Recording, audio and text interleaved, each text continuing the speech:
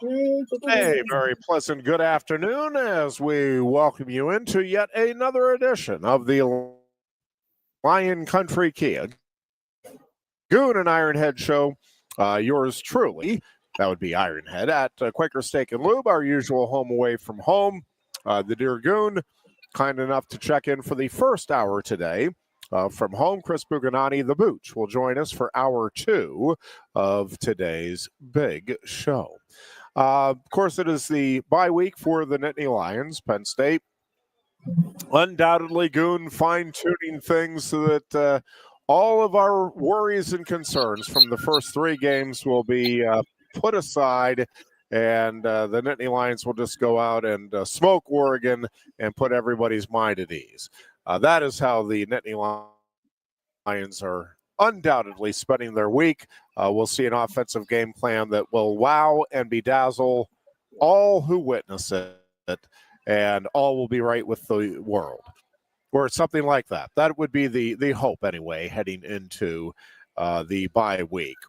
Does sound like overall, I think the good thing about the start they had and the noise around the program is that the coaches will have the players' attention. I'm not sure that was necessarily a concern anyway, but certainly with the way these first 3 games have played out, I suspect there's no chance of not getting down to business and taking care of things as best they can during this bye week from the players' perspective.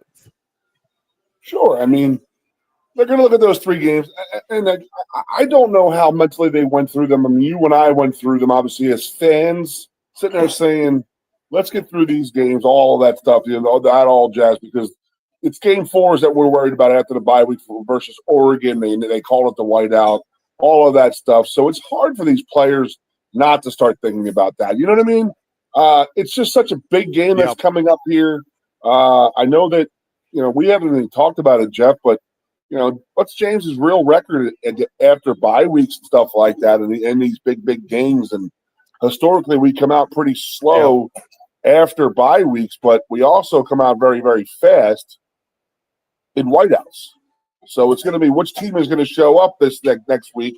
But again, go back to these first 3 games, and it was tough. I know we didn't look great. We didn't win 75-0 on all 3 games, which is people were thinking we should have done, and all that, but didn't happen. But we are now where we're at right now, where we want to be 3-0, get a nice off weekend, rest up a little bit, and get into the Oregon week for the whiteout. Yeah, and I think the fact that they are healthy, have the extra time, legs should be ready to go. They did get, despite maybe not getting the as comfortable a wins as they wanted in those first 3 weeks, they did get a lot of guys, a lot of work. And so I do think that depth has built up, and you feel going into the Oregon game that this team will be ready to go, certainly from an emotional standpoint. But I think physically, you like, the timing of this bye week, and you like, obviously, I think where this team is in that regard. I don't know, Goon.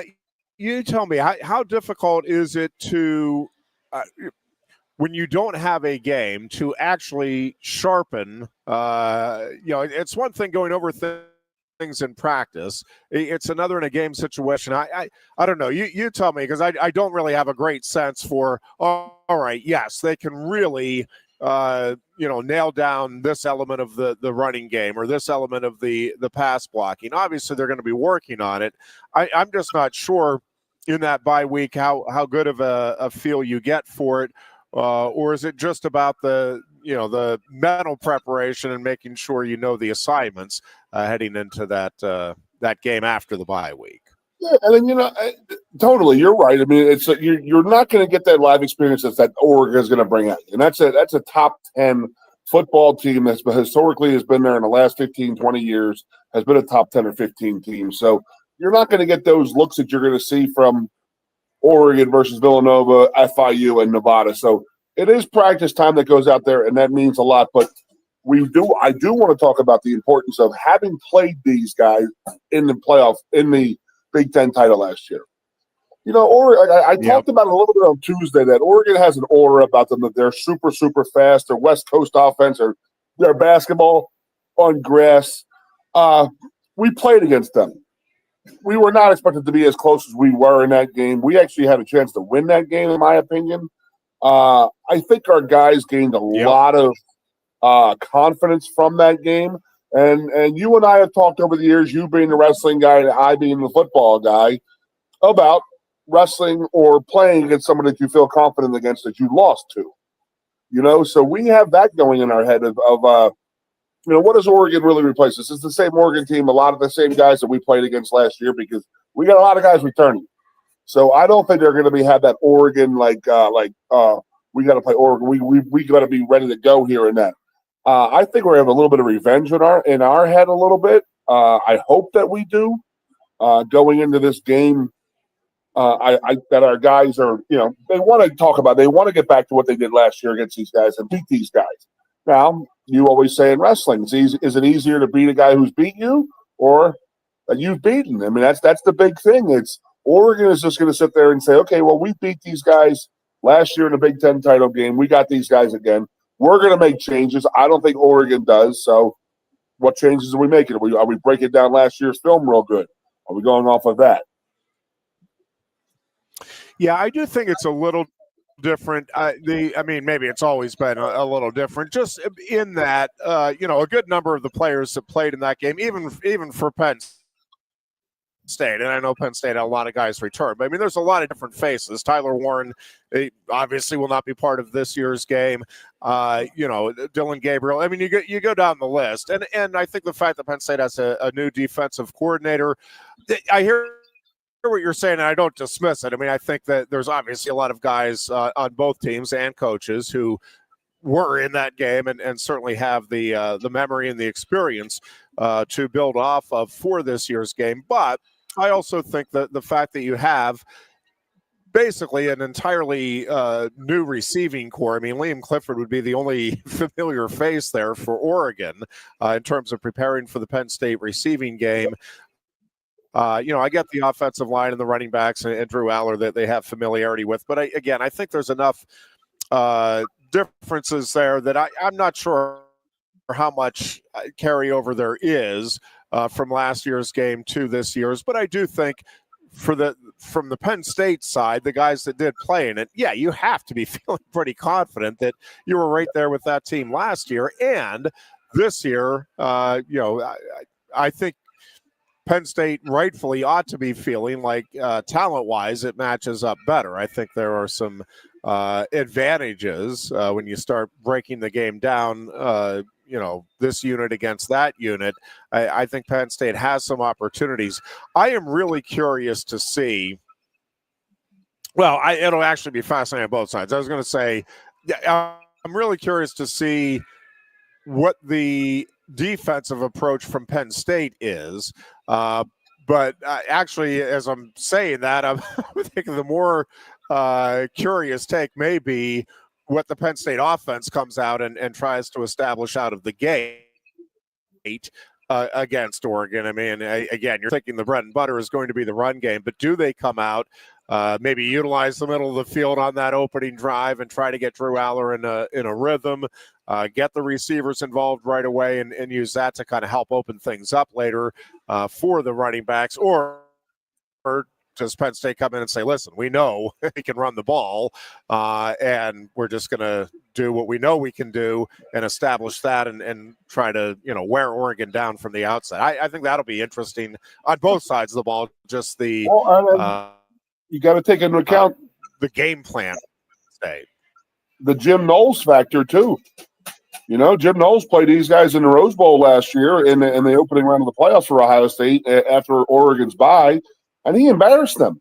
Oregon got embarrassed in that game. They beat the tar out of them. So what does Jim Knowles come here and tell Andy Kotelnicki? Like, hey, look, you know, they do this. Look at this. Why don't you try this, try that? And, you know, I think Knowles, he might be the dark horse in this whole thing.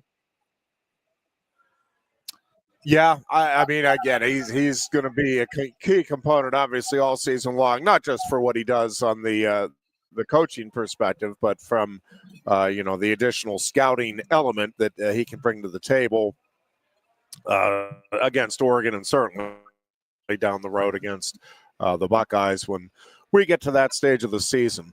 Goon, a couple of things I wanted to get into. Somebody wants to say hi. Before we take our first break. One, hey, buddy. For those listening on the radio, we have the little pooch making an appearance. Always always good to bring animals on the show, Goon.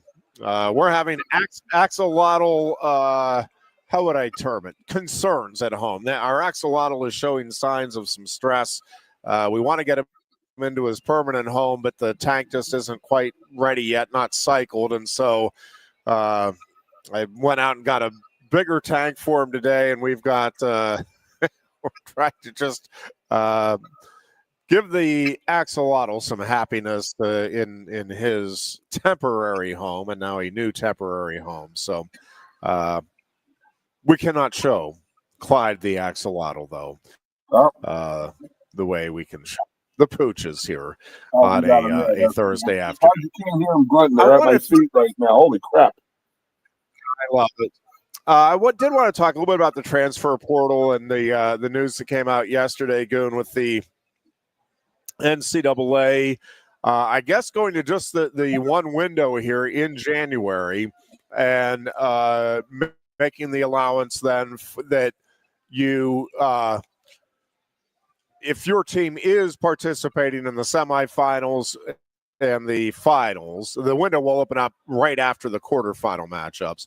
So for the 4 teams still involved, those players will have 5 days from after their last game, whenever that game is, 5 days from then to make transfer portal decisions so that you don't have a Bo Pribula situation that you had last year with Penn State. But it still doesn't settle it, though, because Bo Pribula, he entered the transfer portal even though we were playing because all the spots were getting taken up, in my opinion. You know what I mean? Like guys who needed quarterbacks were filling those spots in, and Bo was like, hey, I got to go. You know, so they have to freeze. No one should be able to transfer, you know what I mean, until this certain date, you know?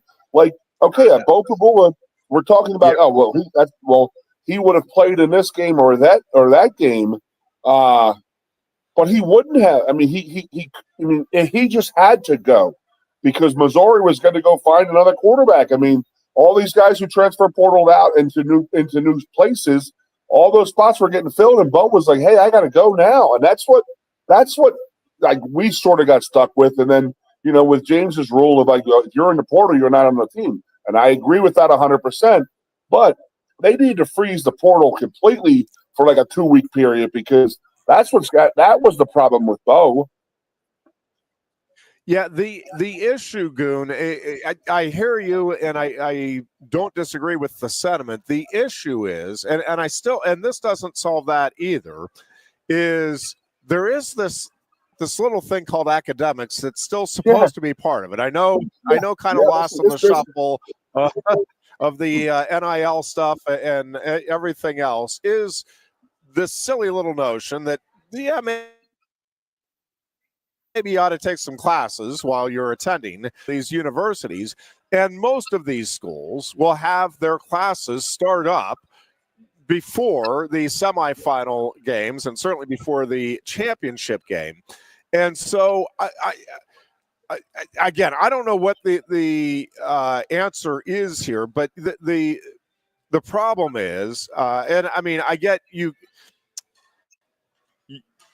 Kids do take athletics aside, right? You have kids that will transfer from one university to another in late January or in February. It's like, yep, middle of the semester. I get that it can be done. It is, if you're going to do it en masse, I mean, it is a struggle, obviously, for the individual to do that.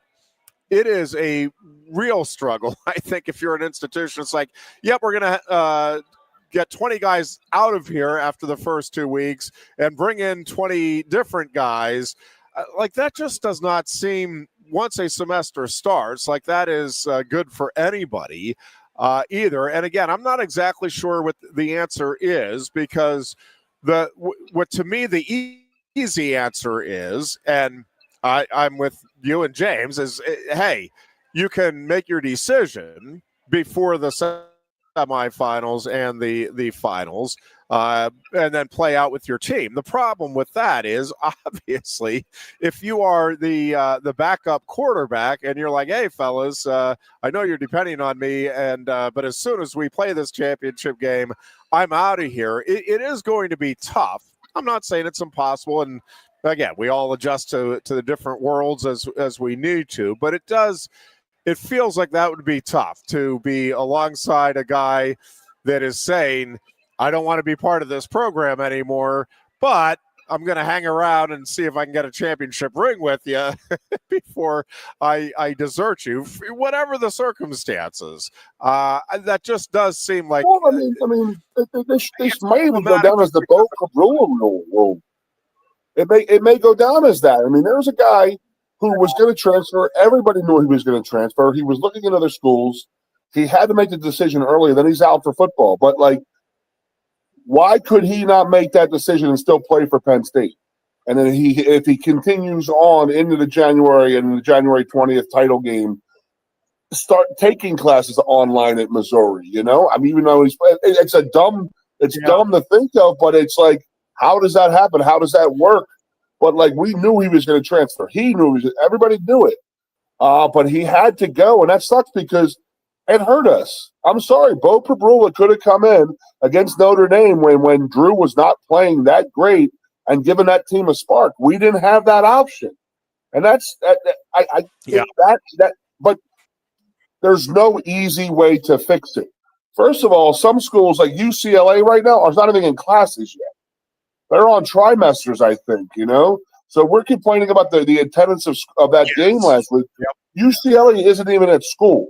You know, it's like they're different than us, so why their transfer portal might be a different time than ours, and there's no easy answer. It's crazy to think about, but could Bo Prabula still play for Penn State but taking classes for Missouri for those first 3 weeks of the season, of the second semester? I mean, it's something as crazy as that, but what are the options? Yeah, I mean, I don't know. Instinctively, that does not seem like the right thing, only in that, all right, this guy's in essence at Missouri now, and yet you're allowing him to play for right? Penn State. I mean, that might be the solution, but instinctively, it's like, well, no, why would you have a guy playing for one university when he's not taking classes at that university? Like, that does feel, but again, we're in a world where Tom Brady can sit in a coach's booth while calling that whole Tom Brady thing with the NFL. Another story for another day, but man, I want to talk about that. That's complete BS, man. And that's just typical Michigan right there. I don't understand how everybody seems to be, everybody meaning the league owners, how are they okay with this? This does not make any sense to me, Goon. There clearly is a competitive advantage there. I mean, even if you're trying not to use it, it's not like he knows the information. It's just almost impossible to imagine that he's not going to use that, even if almost unintentionally in his favor. And at the very least, right, you want there to be no appearance of impropriety. Well, it's pretty hard to say that there's no appearance there when most are, I think, very likely properly jumping to the conclusion that yeah, this is. He's using information he's getting in these TV production meetings and passing it along as a, and again, even if he's not, even if it is all on the up and up, that appearance, I I don't understand how even Brady himself, like, why would you say, no, I'm not going to, I'm not going to be part of an ownership group, or certainly not be in a box where coaches are until after my broadcasting career is over. Like that to me, that is an either or situation. I don't think you can be both. I don't think you should be both. No, I think that the story that I heard is like, okay, he's doing the Bears Dallas Cowboys game this weekend, and I think the Raiders play one of those two weeks later. So he's going to be sitting in the Chicago Bears meetings, practices, sitting down with coaches, getting all of their ideas for this game, what they're going to try and do, who they're going to do this and that. And all of a sudden, 2 weeks later, that guy you were just talking to about your offense, I know it was against another team, but now he's in the coach's box, upstairs with a headset on, knowing what you're trying to do as an offense. It's a complete advantage, and it's completely unbelievable. But does it not just that line teetering of the New England Patriots and Michigan and Tom Brady, where they just run that line? They're just gonna, okay, we're not going to cross the line, but we're going to stand on it for sure. I mean, we're going to be really, really, really close, and that's just the way it comes off to me. A typical, like Tom Brady, New England Patriots, Michigan type of thing. Like, oh, what's the problem? What is not the problem? You are a guy calling a game who are going into official meetings for opposing teams, and all of a sudden you're in the coach's box, with a headset on, like nothing was wrong. Like, at least go in the back of the room where no one can see you on a camera if you're going to do this. He was in the second row, just like nothing was wrong. I just don't understand it. Yeah, I don't know. It's one thing to this feels like it's even more than going up to the line. This feels like even more than just, oh, okay, guys, come on, I'm just putting my toe across the line. It's like, well, no, if you can't cross the line, you don't cross the line. This feels more like a jump over that line to me. But again, the league is like, no, we're okay. What's he doing? Weird. What's he doing? Sitting there working about personnel? I mean, no, he's out there calling out. I mean, it's Tom freaking Brady. The guy he won a Super Bowl 3 years ago, for God's sake. I mean, come on. Like, the guy is still fresh. He knows what he's doing. He sees what the defense is doing, and he's probably telling the coach, like, hey, this is what they're doing. Again, it's Tom Brady. He's the GOAT. He's the greatest quarterback to ever play in the NFL. Do you think an offensive coordinator would like to pick his brain as an owner? Absolutely. Yeah, I do. Tom, what are you seeing up there? Tom, what are you seeing up there? Oh, how much are these, just from the broadcasting side of it? Because I think this is an interesting thing too. Because over the years, like doing the wrestling matches, there are coaches. And I really don't.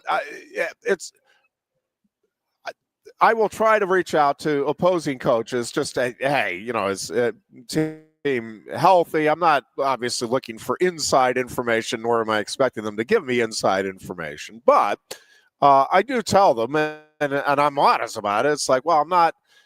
Like, I don't even talk to our coaches until after the meet, so it's not like I'm looking for inside info.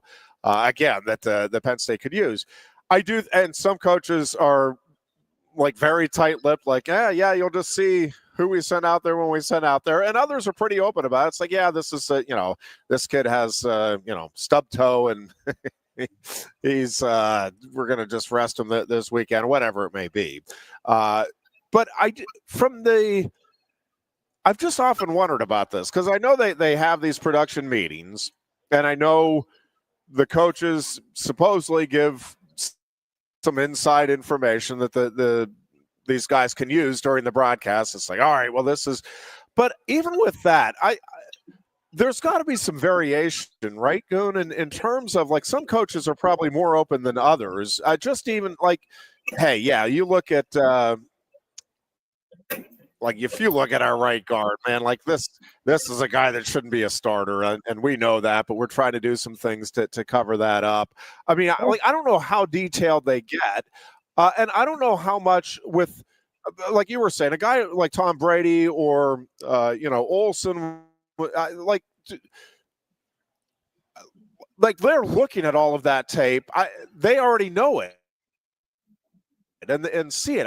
I'm just wondering how much actual new information that's usable do those guys get from the production meetings, or is it more that once a play happens, you can say, hey, yeah, the coach did say, man, that's been looking good this week, or man, I'm surprised they hit it because they were struggling that. And you can get a little insight in that regard in terms of, all right, yeah, this is what was working or not working or what we've been trying to improve on. But again, like none of these guys are trying to give any kind of a competitive advantage. And as you said, even if it's all right, once this game occurs, then the information is not usable. Well, it is though. If the information is, yeah, our tight end is, and I don't think the broadcasters would, he's been fighting a knee injury and we're debating whether or not he needs surgery. Well, if you know that, you're saying that in the fourth quarter after he's been pulled. Well, okay, but now the next week, like people are listening to the broadcast. I mean, the next team knows, all right, if we can get that knee, so I just don't know how much of that information actually goes into the broadcast and what all those conversations are like. It could be philosophy in general, just the offensive coordinator's philosophy on offense. Like, hey, we really try to really pound the run home and then get the passing going, or we like to soften them up with a couple of passes before we bang the running game down there. I mean, he's sitting in on defensive meetings too, so he's learning about defensive coordinators too. He's listening to the defensive coordinator yell at players and talk to players about their philosophy, what they're trying to do in a whole. That doesn't change week to week. Personnel and some plays and this and that change week to week, but the philosophy won't change. And he's getting that from literally sitting in their meetings. He's getting a feel for players. He's getting a feel, like this corner out here. Maybe he doesn't know what he's doing that much.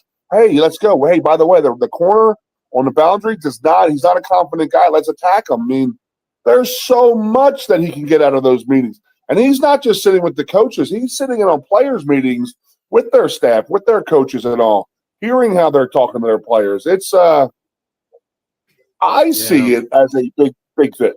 I really do. Yeah, and that's just not my anti-Tom Brady this or that, but it's a significant advantage. I'm sorry, but if you're going to sit in on an Iowa wrestling meeting, you're going to listen to the Hughes brother or the brothers go at it and this and that. Yeah, we get it. We know. We understand. But do we really understand? Do we really understand how some of these guys may not take a crossface too well? And you know what? Let's really hammer this guy home. I mean, you're going to learn a lot. I truly, truly believe that. Yeah. Again, it's just the appearance is just not good. I don't know why the league allows it. It just seems bizarre. Was he not? Was there not Tom Brady rule last year? Why did this change? I mean, last year they were not letting him in on opposing teams' meetings, and he's calling games. I get it. I understand what they're doing, but why is it okay this year? Why is it okay? And then to double freaking down on it and sit in the booth in Oakland. It's not just a phone call to the head coach, to Pete Carroll, or to the DC. It's not just that. It's not like, hey, Pete, come on to my office. I'm one of the owners now. Come on to my office. Let's talk about this. No. The man was on a headset in the coach's box talking about plays, talking about this and that. That's an advantage. I'm sorry. That's bull. No argument here. It just seems absolutely bizarre to me that they allow it. They being the NFL. All right, we'll take a break here. We are back with much more. It is our Thursday edition. We've got the Goon for another half hour, and then Chris Buchanani, the Booch, will join us for hour number 2. You are listening to the Lion Country Kia Goon and Ironhead show here on Sports Radio 98.7. No one likes making trips to the gas station. Well, Lion Country Kia can help. If you're tired of going to the gas station all the time, Lion Country Kia can help with the 2025 Kia Sportage Hybrid. Save now with 2.9% APR financing for up to 48 months and get $500 Kia Finance bonus cash. There's 14 available that get 38 MPG combined. Say goodbye to all those pump visits. 2025 Kia Sportage Hybrids start at just $32,285. And be sure to check out the full Kia lineup too, and their selection of certified pre-owned Kias. Remember, every new Kia comes with a 10-year, 100,000-mile powertrain warranty. Ease that pain at the pump with a 38 MPG combined 2025 Kia Sportage Hybrid from Lion Country Kia, 1334 Drivable Street off Shiloh Road behind Sam's Club, State College. Warranty is a limited powertrain warranty. For details, see dealer or go to kia.com. If you love wings, if you love rings, and all kinds of other tempting things, great times, great food, get to Quaker Steak Lube. Get our Best Wings USA, signature sauces, mouth-watering appetizers, or any of our delicious award-winning lube favorites. Great times, great food, get to Quaker Steak Lube. I'm the Modelo Recruiter, and I'm looking for fans with good hands and great speed. The ones who stay focused and never miss a play. They go the distance on game day, even when their team is away. I'm always watching, always looking to reward more full-time fans. Because football isn't really football without you. A lot has changed about State College. One thing that hasn't is W.C. Clark's Coffee Roasters on 234 East Calder Way. 30 different varieties of specialty coffee beans sourced from over 25 countries and roasted with love each morning in Happy Valley for over 45 years. They'll ship their fresh roasted coffee from their doorstep to yours. Order online at statecollegecoffee.com. That's statecollegecoffee.com. Hi, welcome to Timberland Federal Credit Union, a financial cooperative for its members, tracing all the way back to 1973. Experience Timberland Federal Credit Union, where you're greeted with a smile and financial solutions are tailored to your unique life journey. Here, we're not just financial professionals, we're your neighbors, people invested in your financial needs, literacy, and empowerment. Your dreams matter to us, whether they're about buying a home, growing a nest egg, or embarking on new adventures. TFCU draws from the past and invests in the future, offering modern tools like online banking to give you the freedom to manage your money practically anytime. Additionally, we're passionate about giving back both time and resources because enhancing our community is at the core of why we're here. Visit TFCU in person or online to learn more about our services and apply for a membership today. WFXS, your sports radio. Broadcasting live, loud and proud from Central PA's Sports Authority, WFXS America. 98.7, the Fox, State College, the Goon and Ironhead. And we are back here on a Thursday afternoon as we get ready for the bye week for Penn State football, but both the Steelers and Eagles will be in action, 1 o'clock games on Sunday afternoon.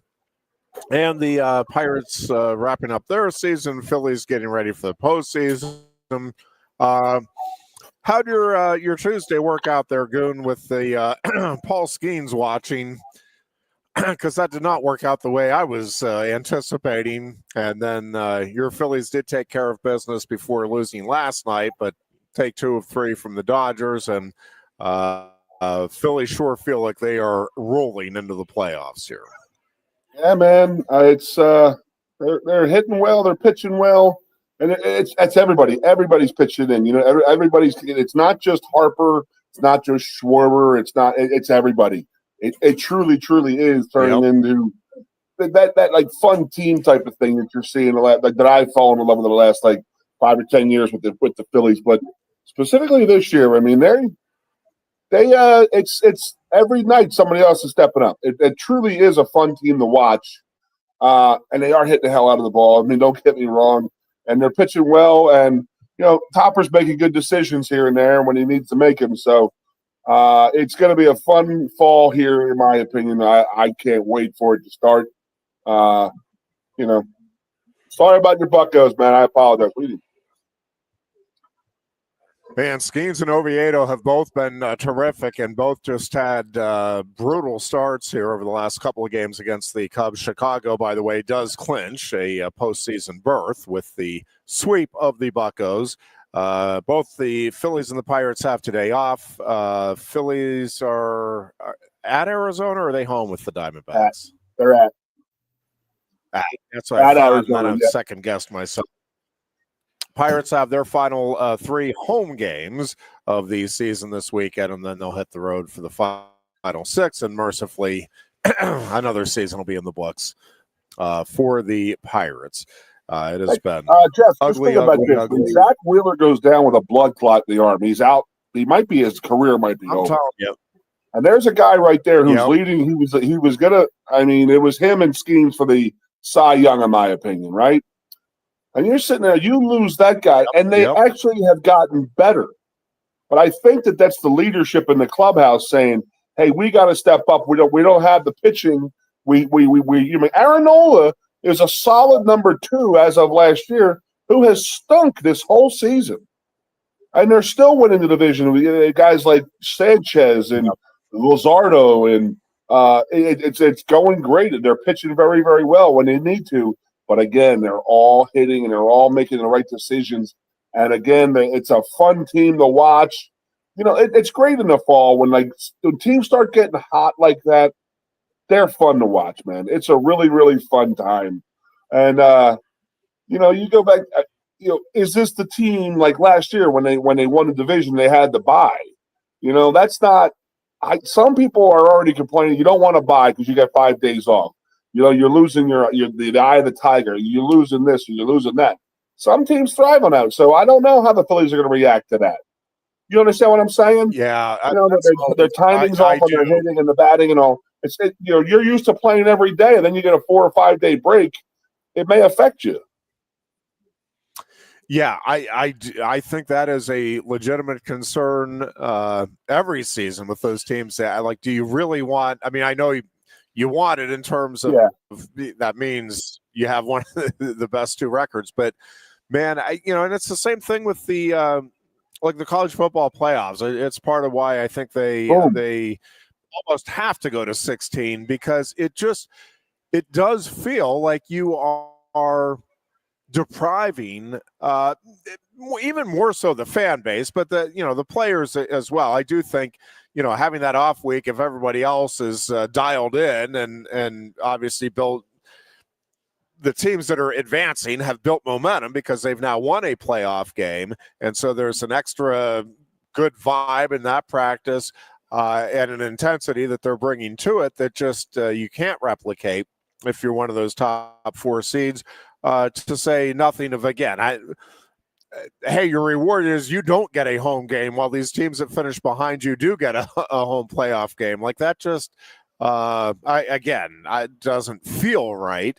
And I think that is what will be rectified by going to a 16-team format, which would be my preference, just kind of moving forward permanently, because then you can give those top 8 teams. There's not an advantage one way or the other there in terms of time off or, again, not getting that home gate opportunity. Yeah, and it helps your pitching when it comes to Major League Baseball. That's the big thing, is getting there. But again, it goes back to the timing and stuff like that. But I mean, the proof was in the pudding last year for the NCAA playoffs. The 4 playoff teams that had byes all got smoked the second week. So Penn State's going out there and playing Boise. Boise, who had a bye week. Guess what? We didn't have those playoff jitters because we had already played a playoff game. You know what I mean? It was something. It wasn't something new to us. It was something new to them out there. And everybody will learn and they'll grow from that. But yeah, I would like to. These are college kids. Okay, that's not the NFL where you have Travis Kelce at 35 years old who needs a week off or Pat Mahomes who deserves a week off after a long 17-week season. These are college kids. They recovered pretty quick.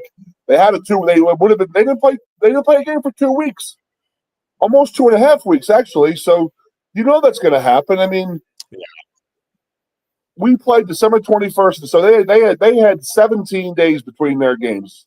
That's a big time, man, for a team that had played a game in between, and they were rolling pretty good.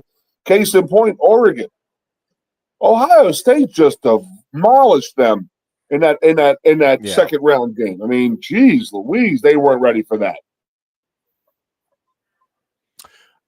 Yes, and I do think that factored in the not having the opportunity to go out there and play a game and just kind of keep that rhythm and partly the good vibes, but I think more so it's just getting there's a different timing, which again is my, I guess would be my concern with this Penn State Oregon game. Is now that the the snarky retort here is, well, you're worried about disrupting Penn State's offensive timing, are you? Because that timing hasn't exactly been marquee, I think we could safely say, through the first 3 weeks. But there is something to having, again, just the rhythm of the offense and knowing, all right, and it's the same thing like you're saying with the pitching, Goon. It's like, yeah, you like that time off to rest the pitcher's arms. Also, they are used to every 5 days we go out there, 5 or 6 days, if you get an off day in there. But it's like, yeah, that's what we're used to. And again, I know they try to simulate stuff, and I get it as far as it goes, but it's just not the same, obviously, as, hey, we're out there and we're throwing a meaningful game, and you're going through all of the motions the way you need to go through them because you're pitching a major league game, and now you're not for whatever stretch it is, a week or more. And, yeah, I do think the likelihood is there that it's going to throw you off of your game because you're just not in the rhythm that you're used to. Our timing's going to be off here versus Oregon because have we seen the type of player we're going to see from Oregon in the first 3 weeks of the school week of the season? Absolutely not. So we'll be prepared for that going in there, knowing that this is a pretty good Oregon team. I don't think it's a historic Oregon team with like the offense that just jumps off the field at you. With their speed and everything like that. So, and we'll get more into Oregon next week. But, again, this is exactly what we wanted as a you and I, but also as a university and as fans and a football team. And, you've heard me say it. Get through the first 3 games, treat them as preseason games, get nobody hurt. I would have liked, again, I've said it before, but yes, I would have liked to have put 75 on each team and stuff like that, but it is what it is. We shall see. Yeah. Did want to get to a couple of other notes, too. Penn State women's volleyball losing to Pitt last night in 4 sets. Again, they're trying to revamp that lineup a little bit with Izzy Stark being out here for the season to deal with some mental health concerns. And so,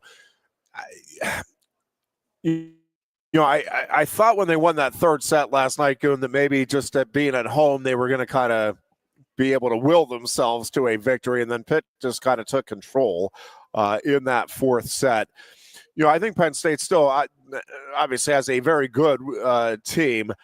Whether or not this is a team that by the end of the year can get into contention for the national title, I think is very much a question mark right now. They have certainly some talent, and again, it is a good team. Whether or not, again, they can get to where they want to be by the end of this season, I think seems in doubt to me as I'm watching this thing unfold this weren't stage. they very similar this time last year when then Katie started having and it was like the team building thing with her going through the chemo and stuff like that, and they rallied around her and caught fire, man. So I mean, I don't know. You never know. Yeah, absolutely, you never know what happened. But I'll tell you what. Fair enough. True enough. What was that? Frozen up there. I take my tip my hat to Pitt, man. Dude, they were good. Damn, they were hitting the hell out of that ball. Holy hell, man. Yeah, they were smacking the ball around. I couldn't believe how good they were. Yeah, they lost their first 2 matches, and with the win last night, they've reeled off 8 straight now. And yes, they look very, very good. And they did the same thing to Penn State last year, just so we know. In the year, yep. Also, yeah, right around this time of the year as well. So, yep, fair enough. They certainly have some things they've got to get figured out here to get to where they want to be. And I do think there's more. Well, I don't think. I know there's more depth across women's volleyball. Probably than there's ever been this season, these last couple of years. Again, it used to be you penciled in the same 3 to 5 teams that were going to be in contention from one year to the next. Now it's more like, and there's different teams, different years, but it's more like 10 to 15 that you're like, yeah, on a given night. I mean, that was not the case in the Russ Rose era. It was like, yeah, if there were 3 or 4 matches you knew you had to get up for, and that was about the extent of it. Now that the talent is so spread out, and there are again more quality players coming up from the high school ranks. I think more quality coaching across the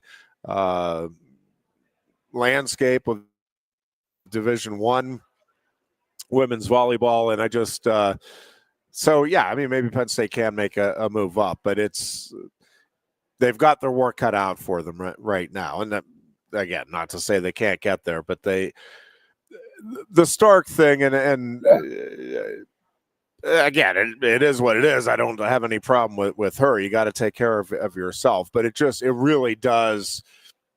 It is not unlike if Drew Aller just gets injured or for whatever reason isn't available the rest of the season. It's not that you'd say Penn State has no chance, but man, you really got to rework some things when you get an injury or in this case somebody stepping away for the season at a spot like that.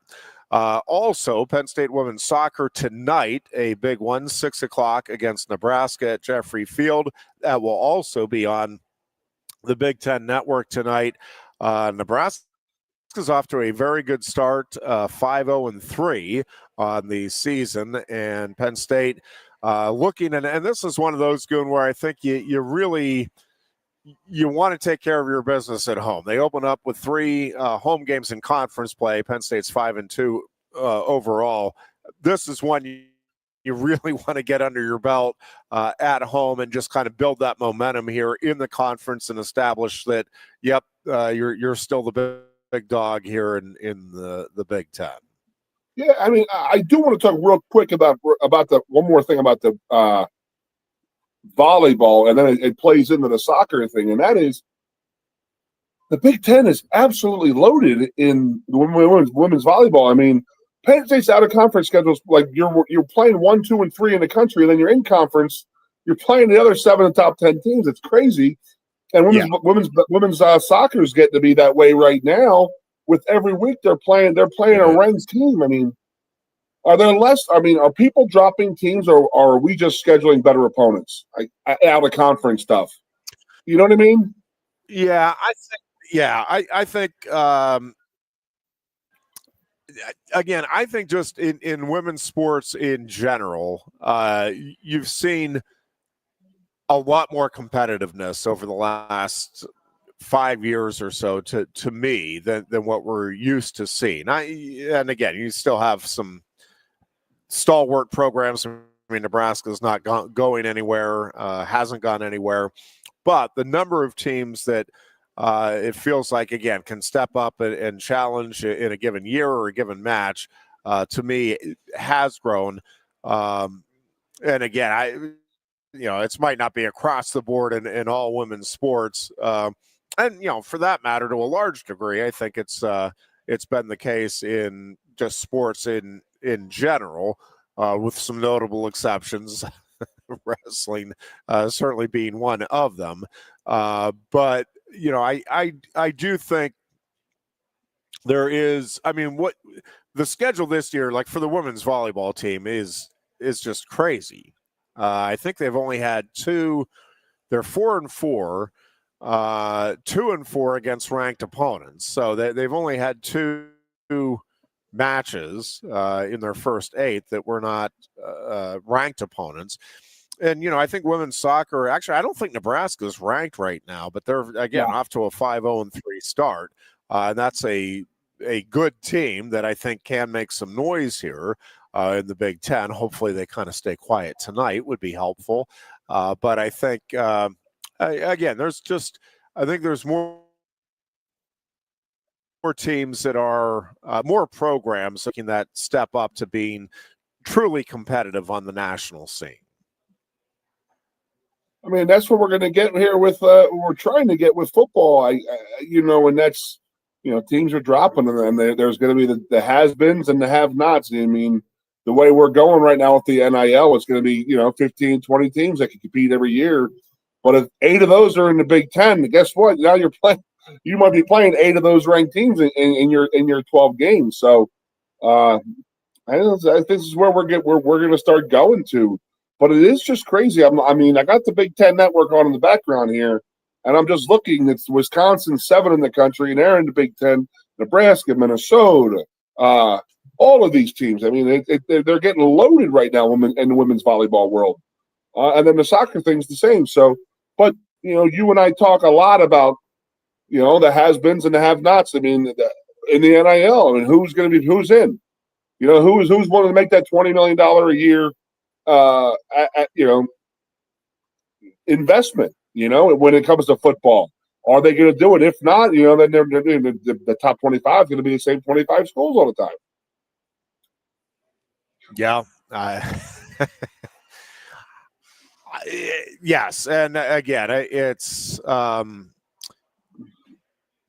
truthfully, Goon, if they are all relatively competitive, though, I mean, you could argue that's going to be better than what we've had in the past, because it felt like there was, for a number of years, there was either going to be Alabama or Clemson, and then Georgia came into the picture. I mean, it's still like maybe 7 or 8 teams, but you never got the feeling that there was much more outside of that realistically had a shot going into a given season. And I'll tell you, in the Big Ten this weekend, we talked about it a little bit Tuesday. This Illinois-Indiana game, I do think it's going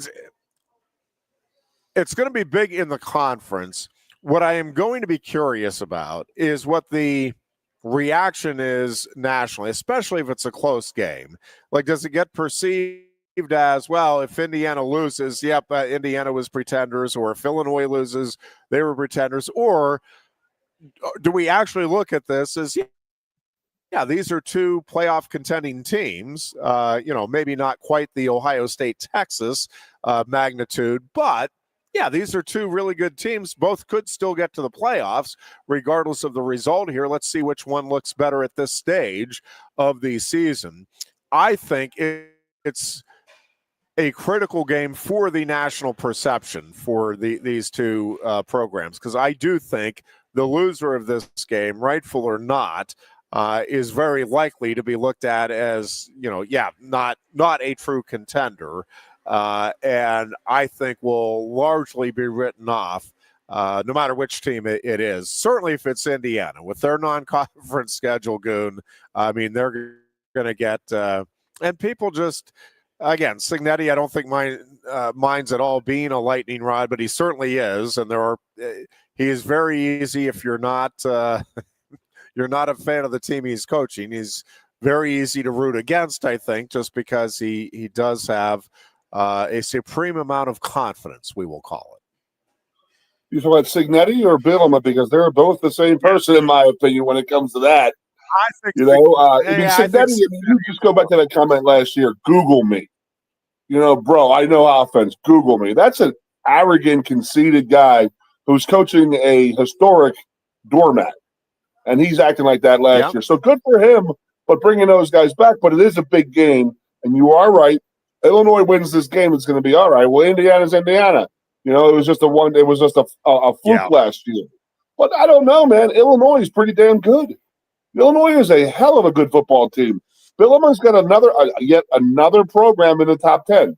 I mean, I don't understand why people are not giving this guy a lot to do over the years. I mean, I know he could be arrogant, it could be a jerk and this and that to people and just seem like a real blowhard. But, dude, this is his third program that he's putting into the top 10.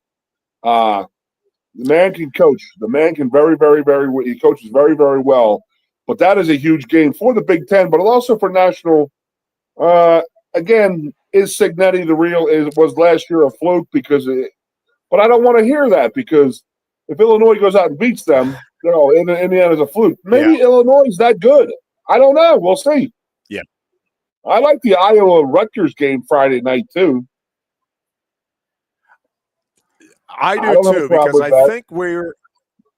I think both of those teams want to metaphorically punch the other in the mouth, right? Like they both want to, hey, we're the tough guys here, and we're going to show it to you. I think that's a really intriguing game, and again, it's kind of the same thing. Whoever loses that, if Rutgers loses at home, it's going to be all right. Well, Rutgers, of course, that's Rutgers for you. And if Iowa loses that game, it's going to be all right. Well, now you've lost to Rutgers, and on the heels of the Iowa State loss, it's like, okay, are you expecting to get any respect at all in the national scene? And expect it or not, you're not going to get any if you lose this game on the road or not. And I don't want to jump in on Booch's hour here.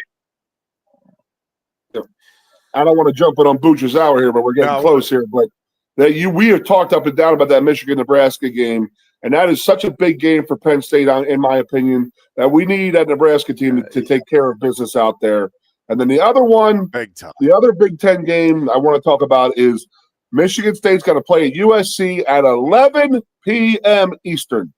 How is that fair? Yep. Now they're going to say, well, will you make us play at 9 o'clock in the morning our time? I thought they got rid of that a little bit, but 11 p.m. for East. Well, I guess it'll be 10 o'clock for the Midwest guys. But come on, man, that's a long time for that body to be.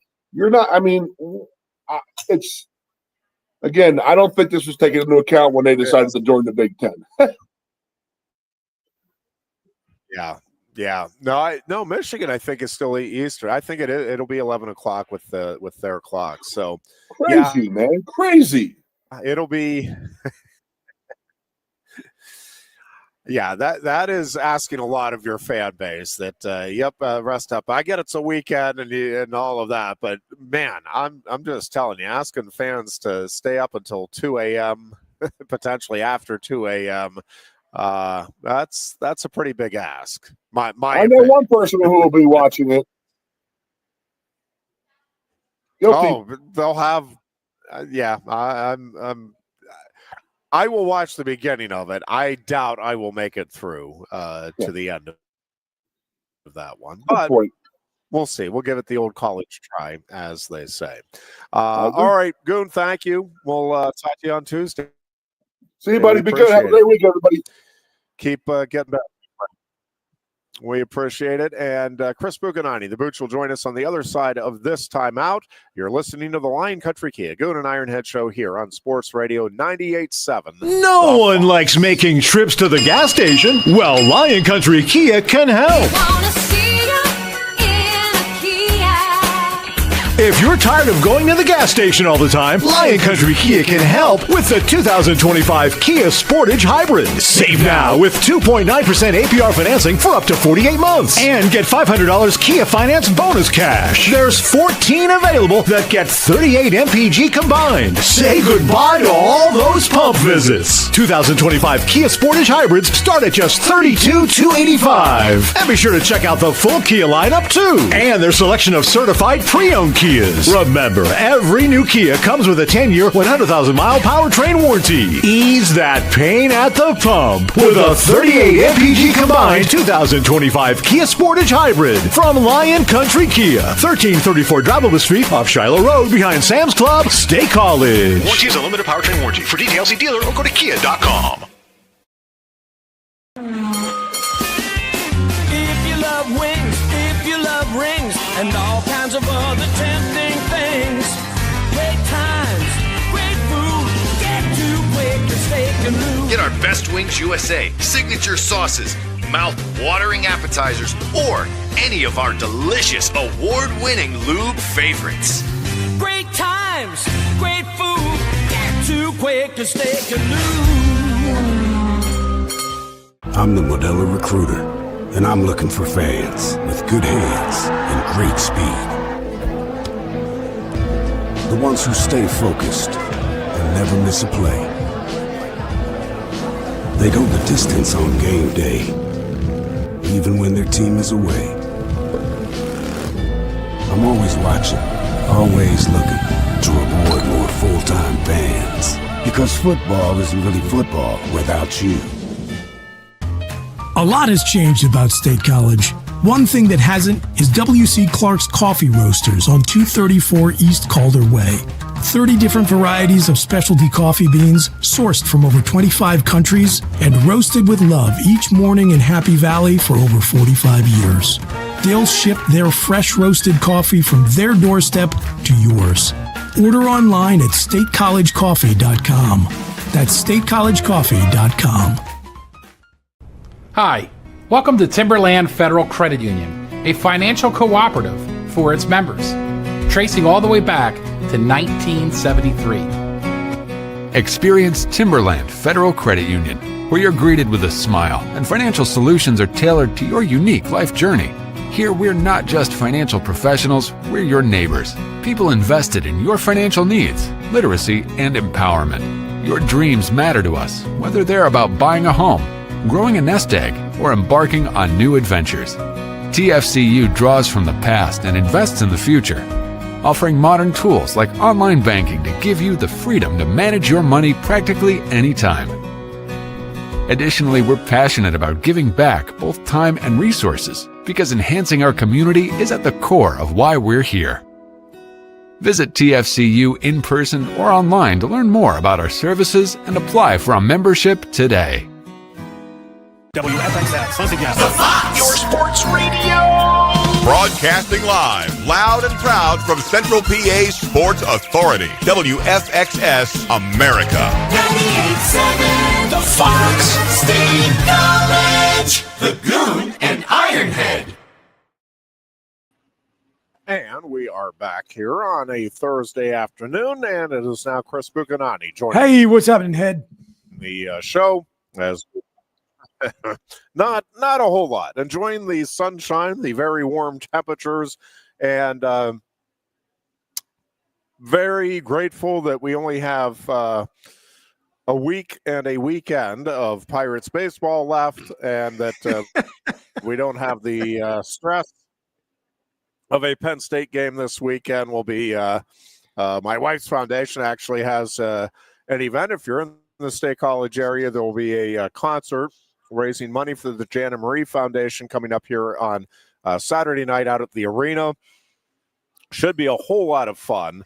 I think it's 7 bands in all, and I should know that. I think it's Nice. 7 that will be performing. They all will go about 45 minutes each, and should be a great time. So if you're looking for something to do in this off week and you are so inclined, you can come on out and enjoy some great music. They will have the TVs on there, so while I'll be listening to the music, I will be checking out some of the football action as well out at the arena, but another fundraiser for the Jana Marie Foundation, and helps them run the programs that they do to help young people through various programs be able to deal with mental health issues, either their own or others. And this is, again, going to be a lot of fun on Saturday night. But I'm looking forward to just a weekend without Penn State football. Love, obviously, the weekends of Penn State football, but it is nice to just, hey, let's kick back, watch some of the other action, do some other activities, and maybe catch your breath a little bit before the game of the early season here. And obviously the hype is going to be just continuing to grow before kickoff a week from Saturday against Oregon. Yeah, I think Ironhead this weekend is actually going to be critical in sorting out the pecking order in the Big Ten. I do too. No matter how Oregon, Penn State ends up, both those teams are going to be continued to be considered in the mix to be conference title game contenders. Obviously, Ohio State is going to be in that mix. Other than USC, who I do think is going to factor into that discussion, we're going to get a real sense of who sits where after we get through Saturday with Michigan at Nebraska and Illinois at Indiana. Yeah, for sure. I think those are, and again, as Goon and I have been talking, that Michigan-Nebraska game carries some, I think, some pretty significant implications for Penn State. Sure. And how their schedule is going to be viewed at the end of the day. We're rooting for Nebraska big time in that one. In a huge way. And it breaks my heart to try to have to root against Michigan, but I'm willing to do it this once, Boots. See if you can find it within yourself. Yes, I think I'm going to be able to do that. But yeah, it really would help Penn State out tremendously if Nebraska can win this game and then, go on and not lose more than once before the two teams meet later in the season. But from Penn State's perspective, go ahead. Real quick, before we go on to that, we're talking about teams and what they have left on their schedule. Certainly Nebraska looks like they've got a favorable run between Michigan and Penn State. You could see them running the table or only dropping one. I just got to ask you, this is just to get it on everybody in the listening audience's radar now. Have you taken a look at the Cal Golden Bears ACC schedule this year? I have not. Okay, so I'm going to pull it up. And this is just as we are thinking back to last season and what SMU was able to pull off in kind of like quasi backdooring their way into the playoff. So Cal is 3-0 right now. They just had what looked like, was a pretty solid, convincing win over Minnesota, who was a team people were expecting to be at least in the respectable middle of the pack in the Big Ten. So they're through their non-conference schedule. I'm just going to read to you what they have left between now and the end of the year. I'm sorry, they have one more non-conference game left, and that's at San Diego State. So then in ACC play, they're at Boston College. They host Duke and then North Carolina. There's a bye week in between those two home games. They're at Virginia Tech, home versus Virginia, at Louisville, at Stanford, and then they finish up at the end of the year by hosting SMU.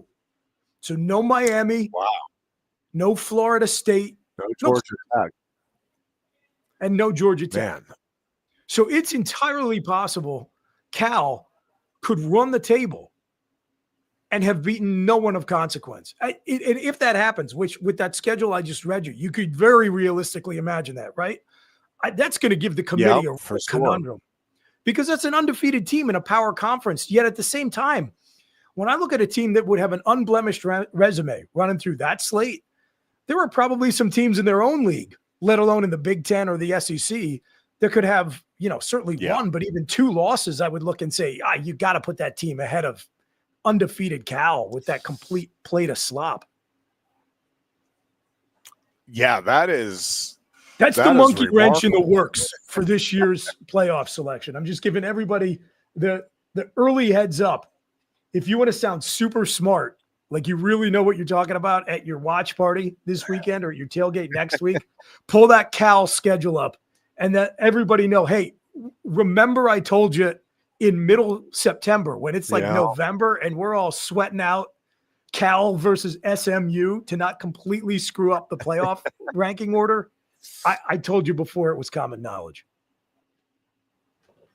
Well, it is going to be the ACC is, and I didn't even know about that monkey wrench, but it is going to be a fascinating watch to begin with, because we're talking about kind of national perceptions regarding like in Illinois or in Indiana or even Nebraska and Michigan. I think people aren't sure what to make of either of those teams just yet.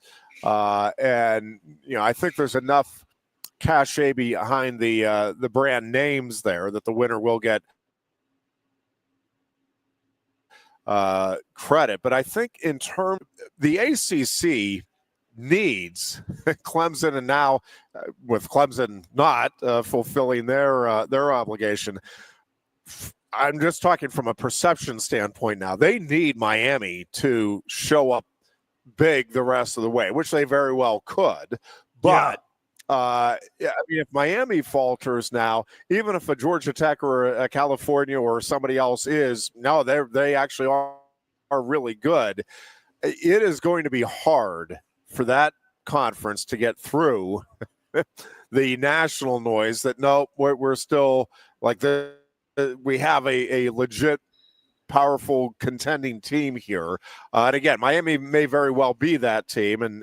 But if you're the ACC, I think you're kind of banking now on Miami has to show up strong the rest of the way this season, just for the conference to say, we might not be Big Ten or SEC strong, but at least we have, look at this, Miami that can contend. The one thing they do have going even for if somebody them, I'm looking at Florida State's schedule right now, and it's the first weekend of October. They have Miami in Tallahassee. And the one thing that the ACC can claim this year that they didn't have last year is that both of those teams presumably will go into that game undefeated. Now, look, I mean, it's these rivalry games, like you never really know what's going to happen against Florida this week, but they seem to be in such turmoil. And Miami seems to really be clicking. They got their pass rush going. Carson Beck, frankly, is playing better than I expected him to, especially early on in the season. Yeah. If they both get there undefeated, whoever comes out with the loss, at least each one has a marquee non-conference win they can point to help bolster their resume in Notre Dame for Miami, true. And then obviously Alabama for Florida State. Yep. No, that's a fair point. And Florida State, we talk about national perception and how quickly something can turn one way or the other. And, Alabama is going to be a fascinating watch the rest of this season to see, kind of like Michigan to me, Booch, is can either of those programs make a run here at least to get into the playoffs? Because if not, I just think, again, I know they're both big time name brands, and I know they both still have a lot of money, and I'm not saying that they'll never be heard from again. I just think it is tough once you get that perception going one way to then kind of stop it. And no, we're still the school you want to come to, and we can contend, because now, assuming Oregon and Penn State and Ohio State continue on the track that it looks like they're on. Again, you're going into a recruit's home. It's like, we're trying to convince you that we're still one of the big dogs. I just think it becomes that much more difficult, even for teams that have had the national title success recently. If you go a couple of years without making the playoffs, when some of the other teams that you're fighting with to get those top are at least in the playoffs and, making runs. And when you have conferences that are as competitive as the Big Ten and the SEC, I think it's like, well, yeah, okay, now all of a sudden Michigan is the afterthought. It's like if you want to go and become part of a team that is trying to get into that top three, let's say in the Big Ten, again, to me, like an Indiana might be more appealing, or an Illinois right now, just as, hey, look at this. This is you could be the key piece to get us over the hump here and actually bring home a national title or get to the Final Four, which if you do that, or if we do that and you're part of that team, I mean, you're going to go into the the lore of all-time greatest. And don't forget, as an afterthought at Michigan. With revenue sharing now, every school in the Big Ten is going to be able to hit that maximum number, the $22 million. And that is not going to be the case even at every school in what we would still call the Power Four. And then you have schools like Texas Tech, who have never been traditional powers, who just have access to wealthy, crazy alumni donors who are willing to open up the checkbooks. And I think we're only now starting to see the way that might disrupt the landscape of the sport. That there's some of these, South Florida is another example, and they're not even in a Power Four conference, at least not yet. Yeah. All it takes is a decent head coach with a chip on his shoulder and a couple of wealthy boosters who are willing to dump some millions of dollars into getting you a contending roster. And for a year or two, you can, bare minimum, you can be a consequential blip on the radar. I think it's still going to be really hard to build a consistent contender. But if you're downstream from any program but the top, 6 or 8, the slope gets slippery pretty fast. And unfortunately for the folks down in Clemson, I think they're in that mode right now. And Florida State could be too, unbelievably. I mean, I grew up with Bowden getting them to double-digit wins in that lousy ACC conference every season. But there are going to be some traditional haves who end up turning into have-nots till all is said and done. Yeah, and the other interesting thing to watch here is just how quickly. I mean, some programs have always been quick to pull the trigger on making a coaching change anyway, but we're just in such an era that I just think in a year or two you can see a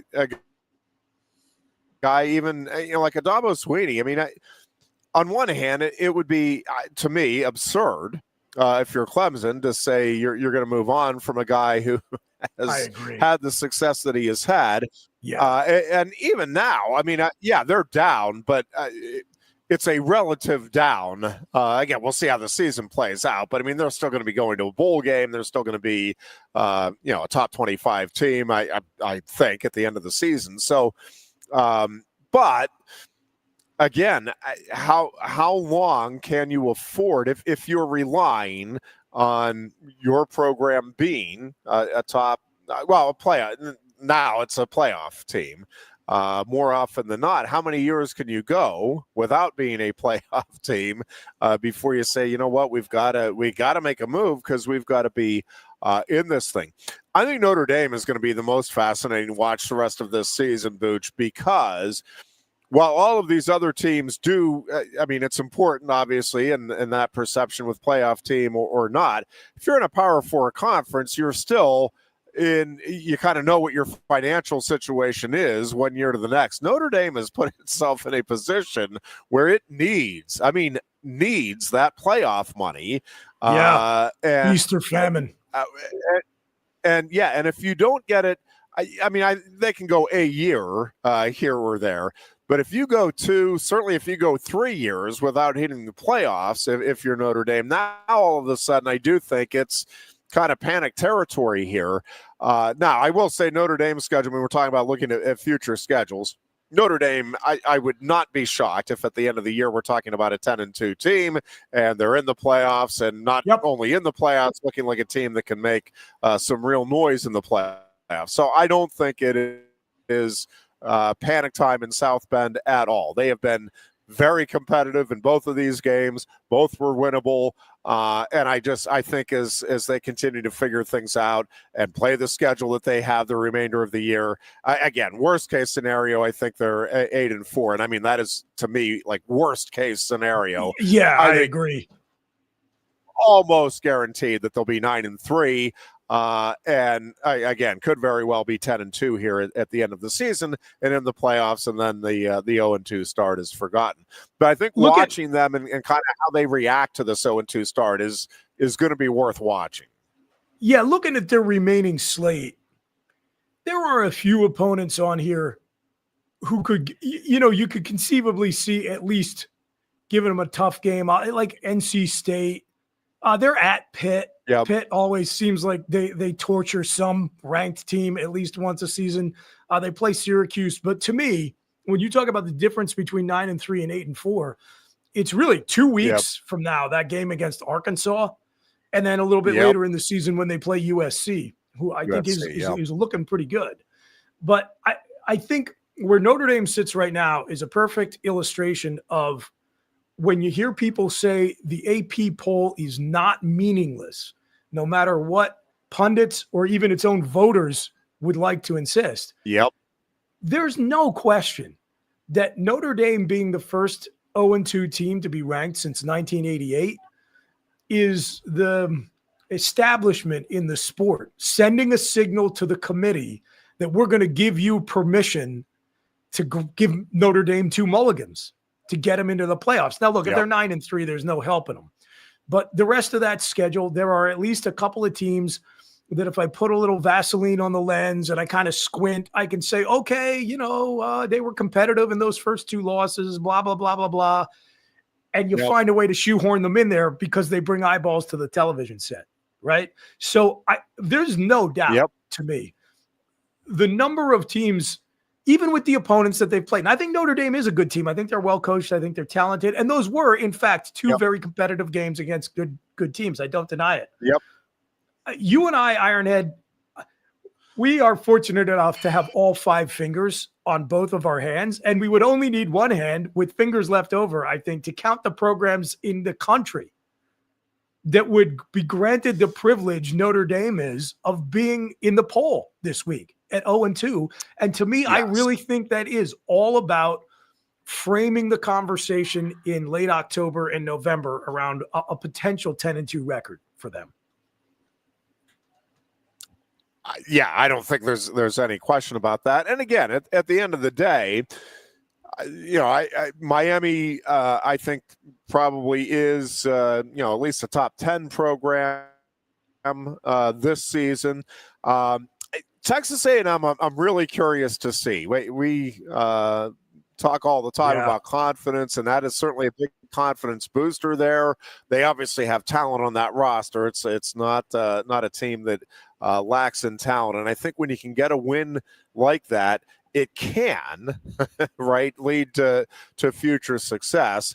Also, though, it can lead to a lot of folks in the classes telling you how great you are, and you starting to buy that. And again, in a conference like the SEC, you start getting a little too full of yourself. You're going to be brought back down to earth, just as you are in the Big Ten very, very quickly, whether it's against a perceived power program or not. So I am curious to just kind of see how Texas A&M's season plays out here as well. And again, that's part of the fun, I guess, of college sports in general, any sport. But college football, to me, Booch, is just, it is more dynamic than the pro sports, across the board, in that there's just so many different factors that play into it.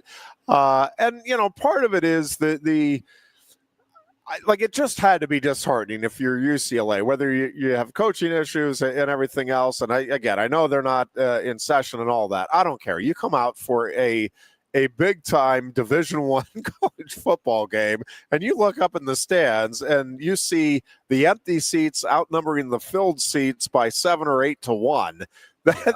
That has to be disheartening. Now, there's no way that can't factor in at all into your performance. Just as, again, I don't care what you have or don't have, you come into a stadium like Beaver Stadium is going to be on the 27th here, and you see that crowd and that atmosphere. I mean, there's no way, home or away, you get in there and you're not feeling some jitters and some excitement, and the adrenaline isn't going to a different degree than you might have thought is humanly possible. But then you get into all of the dynamics, Pooch. I mean, from all of these kids are obviously dealing with their own stuff, whether it's academic issues and girlfriend issues, whatever it may be. Again, getting that stuff to all mesh together, to me, is just the fascinating thing. And it's why we really never see a team, no matter how good, just coast through the season. It's like somewhere along the way, they at least have a game where it's like, well, we know they're better than this team, and they're just out there, and it's like, well, this doesn't look like the number one team. And it's like, well, yeah, you're going to have a week like that, at least a week like that over the course of the season. And if you can weather it, then you stay in contention. And these days you can weather it. Even if you don't weather it, you can stay in contention if it's just the 1 or 2 weeks. So do you know what's another new factor we got to is it's kind of like the NIL era extension of the NFL dynamic of the contract year versus the season after you get the big contract, where you maybe have a guy who was undervalued coming in and is playing to be a top free agent. Let's just call it what it is in the upcoming transfer portal window, which is now only going to be in January. That's it. I mean, folks haven't seen. But then the flip side to that is the guys, and we see this in the pros all the time. They're on a prove it deal, or they're coming up on a contract free agent year. And I remember Dana Stubblefield back in the day is like the name I always remember, defensive tackle for the 49ers, played out of his mind going into his contract year. Dan Snyder and the Washington Redskins give him a huge deal, and he's a bum the next year. Well, I was looking at some Oregon tape earlier today, Ironhead, and man, let me tell you, maybe he's just one of these dudes who only turns it on when it's a big time game. But Bear Alexander, the big name defensive lineman that Penn State and Oregon were battling it out to throw a big bag at, and ultimately Phil Knight came through for Oregon. That guy was loafing all over the field against Northwestern. I mean, it was hilarious at points. The ball would get snapped and he'd barely move. And I'm looking at this and I'm thinking, that's a guy who's been through 3 different programs now and he got a huge payday. And so he's not killing himself at this point. Like he got what he was looking for out of his college football experience. And now that dude is not going to be a mucker and grinder for Oregon this season, I don't think, or at least he didn't show it against Northwestern. Now, I'm not going to promise, whiteout against the number 2 team, he won't be a different player. But I heard all the knocks on him when Penn State was trying to get him here to Happy Valley. And that's going to be another concern. Back in the day, you would just bench those guys. But now there's the question of 7 figures invested in that player. You got to keep them out there. You brought up UCLA. They got to keep rolling out Nico Iamaleava because he's making millions of dollars to be there, even if he's stinking the joint up. Not that anyone noticed because there's nobody there. Who do you think UCLA goes after, and who could they bring in there that you think could make a difference? Because it feels like there might be a brilliant coach out there who has a sparkling personality that's like out of Max school or something.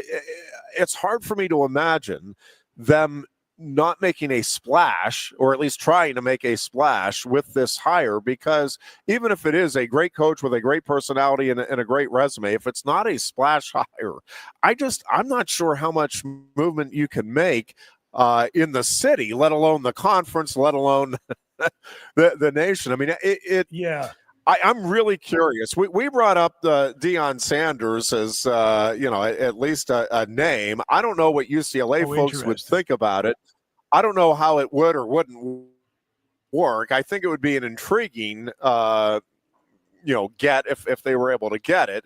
I just don't know at the end of the day that again, maybe that's I don't think it would be a bad hire for them.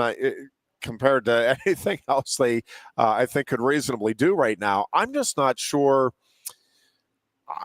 That is a program that I really think is lost right now, and I'm not exactly sure. I'm trying to put myself in their shoes. Like if you're the athletic director there, I'm not sure what direction you're looking at, or if you, without publicly acknowledging it, just kind of cede that, we're not. UCLA might have some good history behind it and all that, but we're not going to be a top 4 or 5 program in the Big Ten. Maybe we can get to middle of the road, get to some bowl games, maybe once in a blue moon, make the playoffs. To me, that almost feels like the ceiling there. But again, maybe somebody comes through in this era that we're in. There's some big money opportunities down the road here. It just. Man, I'm struggling to see UCLA as a team or a program that can get back kind of into the big time national picture, being a playoff team with any kind of regularity. Well, think about the 2 programs that fired their coaches this last week in UCLA and Virginia Tech. These are both programs with really good history. I think it's fair to say, and it's probably not especially close, that this century, Virginia Tech's been the better program over the course of the last 25 years. But as I look at those 2 job openings right now, I think there's no question neither one of them is especially attractive. But at the bare minimum, if I'm a potential candidate for one of those 2 jobs, I can look at UCLA and going back to what I said before, Ironhead, about Illinois and Indiana and these other teams in the Big Ten, UCLA is getting that big check from the Big Ten media rights deal. So I know I'm going to have automatic access to some resources. I'm going to be able to max out my revenue sharing number. From what I have been reading this week, the administration there has done a relatively good job righting the ship with all the debt they were saddled with the last couple of years. And I do feel like there is a culture there where they want to be more competitive in football than they are right now. So if I were to judge which of those 2 jobs I think is more attractive, it would still be UCLA. But to your point, if you are one of the top tier candidates, especially because there are probably going to be some very attractive brand name jobs open till we get to the end of this season, you don't even take the phone call. Right? Unless they are just throwing an absurd number at your agent.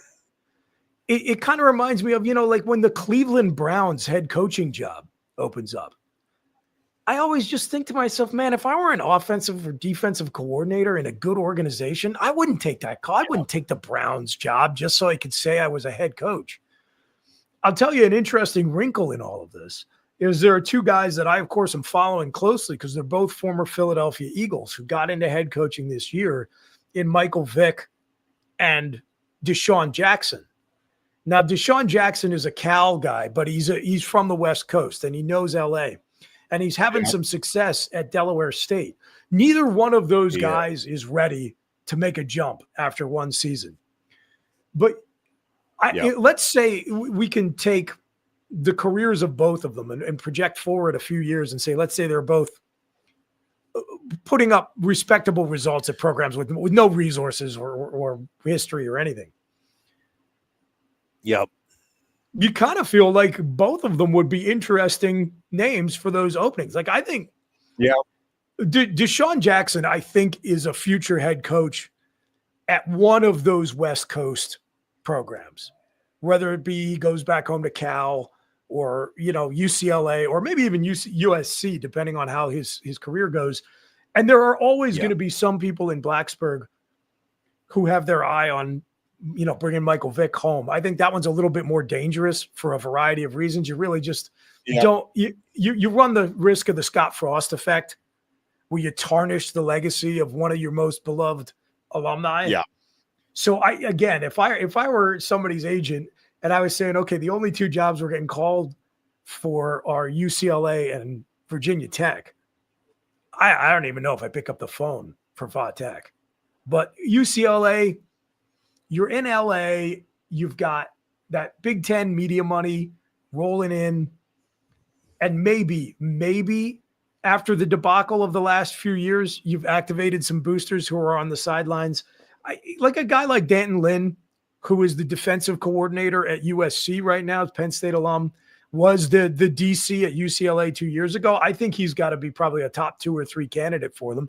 The question is, again, going back to my Cleveland Browns job example, how much does he want to put head coach on his resume and risk going into the same kind of bad situation that Deshaun Foster just went through and tank his viability to stay in that job, whether it's there or anywhere long term? Yeah, that's a fair point. We'll take a break here. Hadn't really thought about it that much. It came up the other day. The one thing with Virginia Tech, I guess I don't know. I guess it depends on what all you're looking for as a coach. The one thing. Because we had somebody say, well, location, you'd much rather the UCLA job. The thing is, if you are, I think you could have the same amount of success let's just say you had two coaches that had the same amount of success. Let's just say 9-3 teams. I think your profile at Virginia Tech is actually going to be higher, even though you're in the big market in LA, because I don't know that you're going to overtake USC, even just in that market, let alone, I mean, it's a pro sports town, whereas like you are the show in Blacksburg, like that, no matter who it is. I mean, Brent Pry was the show because that football program is what is there. Yeah. That's a good point. LA is a bad sports town, period. It's barely a pro sports town, frankly. And so the imprint that you can make, I think the recruiting is actually probably pretty similar in terms of the caliber of players you can get within, 100, 150 mile radius. There's a lot of talent when you go outside of that Blacksburg area by just a little ways.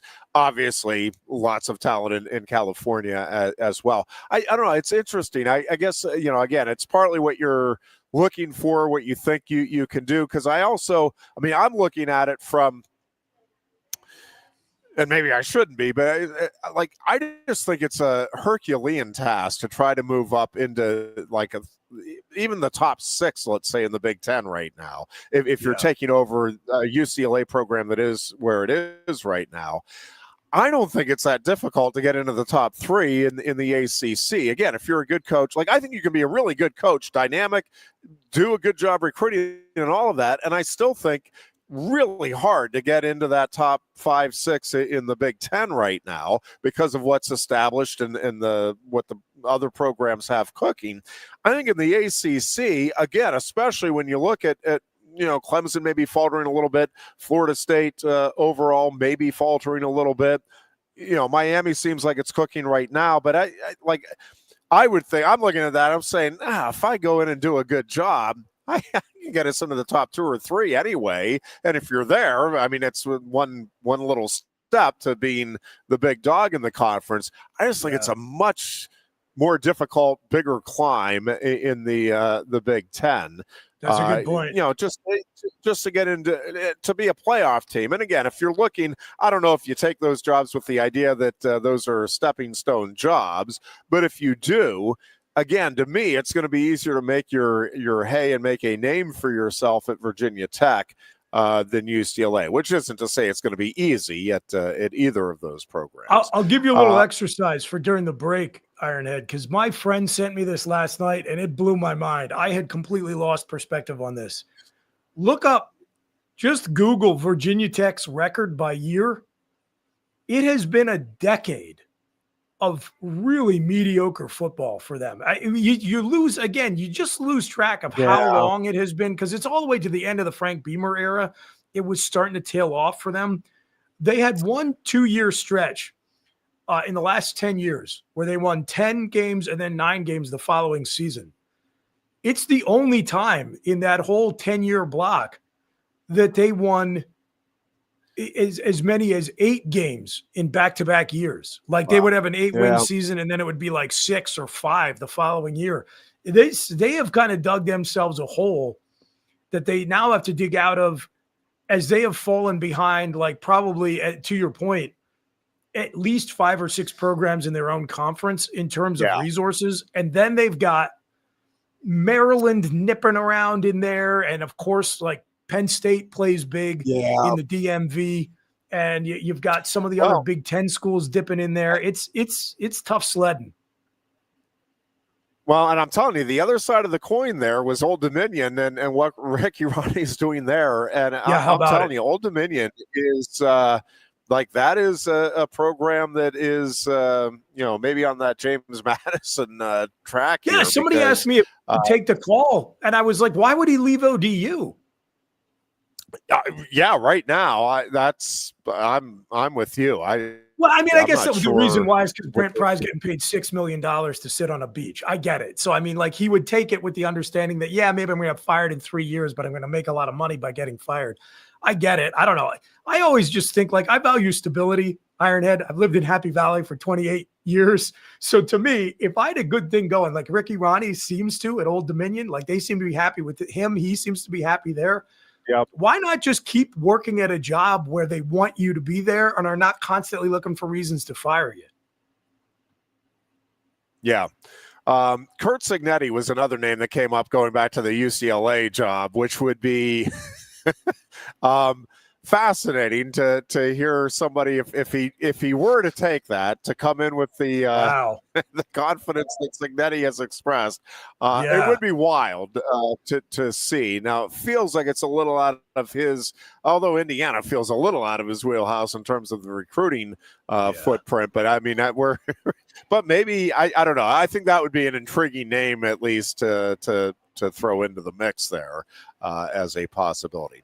All right, we're going to take a timeout here. We are back with much more. Final segment of our Thursday edition. It is the Lion Country Kia Goon and Ironhead show. Chris Buchanani filling in here for the second hour, and we are back. No one likes making trips to the gas station. Well, Lion Country Kia can help. If you're tired of going to the gas station all the time, Lion Country Kia can help with the 2025 Kia Sportage Hybrid. Save now with 2.9% APR financing for up to 48 months. And get $500 Kia Finance bonus cash. There's 14 available that get 38 MPG combined. Say goodbye to all those pump visits. 2025 Kia Sportage Hybrids start at just $32,285. And be sure to check out the full Kia lineup too. And their selection of certified pre-owned Kias. Remember, every new Kia comes with a 10-year, 100,000-mile powertrain warranty. Ease that pain at the pump with a 38 MPG combined 2025 Kia Sportage Hybrid from Lion Country Kia, 1334 Drivable Street off Shiloh Road behind Sam's Club, State College. Warranty is a limited powertrain warranty. For details, see dealer or go to kia.com. If you love wings, if you love rings, and all kinds of other tempting things, great times, great food, get to Quaker Steak Lube. Get our Best Wings USA signature sauces, mouth-watering appetizers, or any of our delicious award-winning lube favorites. Great times, great food, get to Quaker Steak Lube. I'm the Modelo Recruiter, and I'm looking for fans with good hands and great speed. The ones who stay focused and never miss a play. They go the distance on game day, even when their team is away. I'm always watching, always looking to reward more full-time fans. Because football isn't really football without you. A lot has changed about State College. One thing that hasn't is W.C. Clark's Coffee Roasters on 234 East Calder Way. 30 different varieties of specialty coffee beans sourced from over 25 countries and roasted with love each morning in Happy Valley for over 45 years.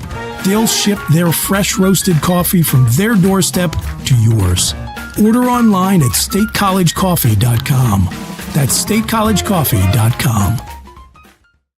Hi, welcome to Timberland Federal Credit Union, a financial cooperative for its members, tracing all the way back to 1973. Experience Timberland Federal Credit Union, where you're greeted with a smile and financial solutions are tailored to your unique life journey.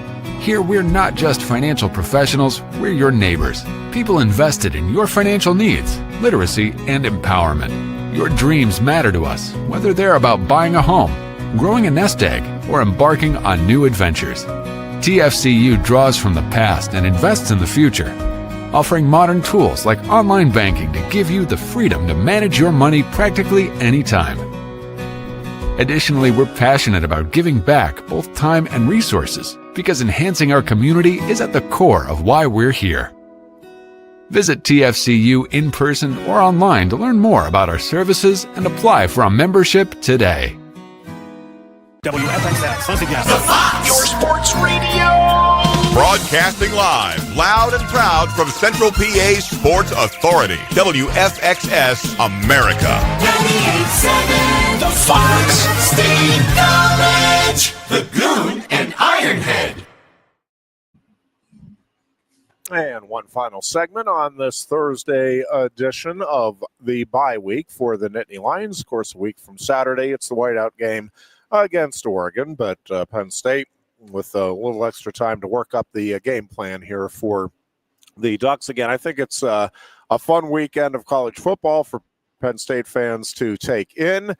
Certainly be rooting mightily for Nebraska as the Cornhuskers host Michigan, keeping an eye on a lot of the other action all across the country. And then we get into the NFL games on Sunday, Philadelphia Eagles and the the tush-push controversy that just won't go away. Booch, and but boy, they are looking very, very good. The Steelers, maybe not looking quite as good, and certainly some real question marks here about the Steelers defense. I know, certainly been some injury concerns here for the Steelers, but boy, just it is not looking the way we were hoping for as Steelers fans going into this thing. But I do think Aaron Rodgers is going to keep them in a lot of games, and I suspect that'll be the only time all season we see what we saw with the kickoff return game. I suspect everybody in that Steelers roster will react accordingly. How about that? What an odd way to have a game turn. Completely turned on that. And yeah, I mean, it's one of those things. I know Cal Johnson's getting a lot of grief for it. And yeah, I mean, you need to know the rules. I also, though, Booch, I got this one to me does come back on coaching. You have to be emphasizing when you have some rules changes. We have the last couple of years, and when you have a change, when you're going from college to the NFL, to me it goes back to the Bill Parcells used to say, if when he was getting into coaching, I forget now who it was that told him, it's like, your guy didn't make the right block on that. He's like, I don't know what else I can do. I went over it with him 100 times. He's like, you should have gone over it 110 times. Like, you have to know that your guy knows what to do. And Parcells said, it really did change. Like, he's like, oh yeah, you're like, you have to do it enough, no matter how much that is, that your player knows it. Again, yes, it's on Caleb Johnson. He's a professional. You're a player out there. Yes, but also as coaches, you have to make sure your guys know the different situations that can come up and that you've gone over it. And it at least felt like they couldn't have gone over it very well because, I mean, Caleb Johnson just had – I mean, he walked off without even a concern in the world. I don't know how you play football for as long as you need to and as well as you need to be on a professional football team and just walk away from a ball sitting on the turf in the field of play. And number one, there's no whistle, right? Number two, how many times, Ironhead, as a play, a dead ball, do you see a guy just kind of out of instinct either come down, touch the guy down while he's on the ground or make sure they're on top of the ball? I think what really is just adding insult to injury, and I mean, it's why the poor kid has gotten so much grief, is the way he just strolled off the field just with a live ball right behind his back. The visual of it was just brutal. Yep, absolutely. Absolutely awful. And again, I have no doubt that either that'll be the only time he makes that mistake in the NFL, or his career is going to be very short-lived. It's going to be one of those two, and I suspect it'll be the former. But listen, the Steelers have some other issues, obvious. Yeah, I am curious on your take as a Pittsburgh fan. What's your read on the defense and what I think is fair to describe as like performing below expectations? Is that a nice way to put it? That is a very kind way to put it. Yeah, there's a couple of things I think that are in play. One, I thought Cam Hayward played better this past week, and I'm still not sure. And this is the thing. There's a lot of veteran experience on one hand for the Steelers. They also have some guys that are getting long in the tooth. And with Cam Hayward, it is especially difficult because of the hold-in, hold-out situation that he had to have a confident feeling as to whether or not this is just, yes, he's a little rusty and, trying to get back into the swing of it because he wasn't in there practicing the way he normally would, or if this is just, you know what, at some point, again, Father Time is undefeated, the old cliche, and are we seeing that, this is just, it has caught up here with Cam Hayward, and the mind wants the body to do things that the body just can't do. I don't know. Again, I thought better this past week, and I'm not saying Cam Hayward is the reason the Steelers defense is struggling. TJ Watt is getting a lot of attention, and it is one of those things where he is getting paid to be the home run hitter. And it is one thing, and he has been close. It's not like he's not getting in at all. He's been close, but he's not paid to get close. It's like, you're not paying the home run hitter to hit a lot of really deep balls that are caught at the warning track. That's you're close, that's cool, but what you're getting paid to do to bring it home and get those extra 10 feet on the ball and get the RBI. And for TJ Watt, he's getting paid to be the guy that does record the sacks, that does come up with the game-altering plays, and he hasn't done it through 2 weeks. And again, we're 2 weeks in. I think it's reason for concern for sure. There are some injuries that I do think are adding to the challenges. Jalen Ramsey actually, I think, has been he is making the big plays. You can say, well, he's not. He's only showing up a couple times a game. Yeah, okay, but man, when he's showing up, he's showing up. And that is, again, what you need from those your superstars is they need to have the game altering plays. And so I'm not really as concerned with him right now, but this run defense is, it's really concerning. through the first 2 weeks of the season. I don't know if it's something right now that they like.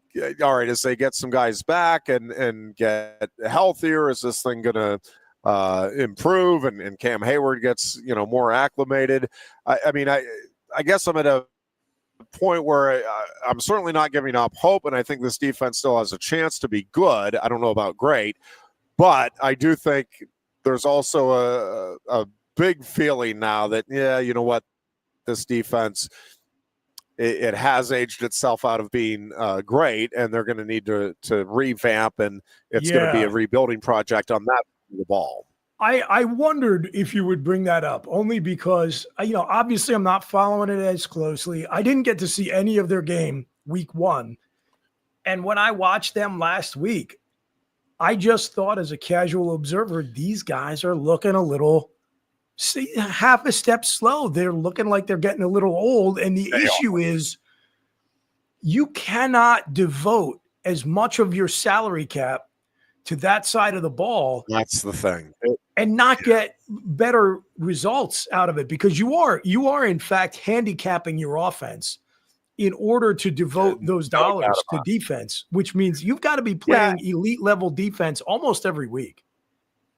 And listen, though, when you're paying the money that you are then to a DK Metcalf and an Aaron Rodgers, like, you've also got to get better production more consistently out of those guys. You can't be dropping balls. I mean, I obviously stating the obvious, but I mean, you can't. And again, we're 2 weeks in. I think the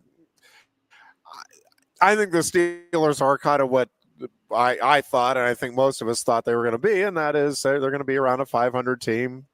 Probably, maybe get into the playoffs. If they get there, maybe win a game. More likely not, and it's just kind of what they've been. I don't think there's a real high ceiling for this team.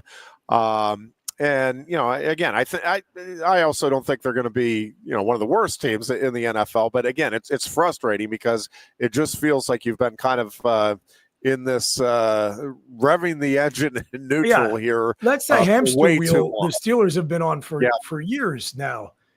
You raise a good point though about it only being week 2. The early season overreactions in the NFL. You could set your watch to them.